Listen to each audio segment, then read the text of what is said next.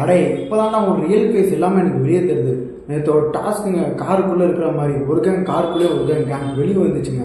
காருக்குள்ளே இருக்கிறவங்க பார்த்தீங்கன்னா வந்து சும்மா இல்லாமல் வாயை விடுறாங்க, வெளியே இருக்க முதல்ல பச்சை பச்சையாக திட்ட ஆரம்பிச்சிட்டாங்க.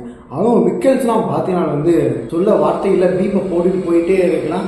திவ்யான்னு கூட சொல்ல முடியாதுங்க. திவ்யா முடிஞ்ச அளவுக்கு வச்ச ட்ரிகரான வார்த்தையெல்லாம் பேச பேச அங்கே ஒரு சரி எகிரிச்சு கம்பெனின்னு ஒப்பங்க அமைதியாக இருந்தாப்புல உள்ள பூந்தாப்புல காணாமல் சபரியும் 2 பேரும் சண்டை போட ஆரம்பிச்சிட்டாங்க. இதுக்கெல்லாம் காரணம் ஏன் தெரியுமா? அந்த காருக்குள்ள இருக்கிற ஒரே ஒரு மெயின் கேரக்டர், பவர்ஃபுல் கேரக்டர் பாரு ஆட்டம் தாங்க எல்லாமே. இதுல சும்மா இருக்கிறவங்க ட்ரிகர் பண்ணி விடுறது வெளியே தான். தனித்தனியா இருக்கும்போது ஒவ்வொருத்தட்டி இதை பத்தி பேச அதை பத்தி பேசுறது. சாண்ட்ராவும் கம்முனு சண்டை வர காரணமே பாருதான். பட் உள்ள வரும்போது கமுக்கமா ஆயிடுறாங்க. அவங்களோட கேம் பிளே பர்ஃபெக்ட் ஆட ஆரம்பிச்சாங்க பாரு. பட் மாட்டிக்கிட்டது பார்த்தீங்கன்னா நம்மளோட பிக் பாஸ் பிளேயர்ஸ் தான். ஸோ இதனால ரியல் ஃபேஸ் எல்லாத்தையும் எக்ஸ்போ ஆச்சுங்க. ஸோ நீ வந்து எனக்கு பொறுமதான் லெவல் சொல்லி எல்லாமே பேட் வேர்ட்ஸ் மாநிலமாக பேசுங்க. திவ்யாவா ஒரு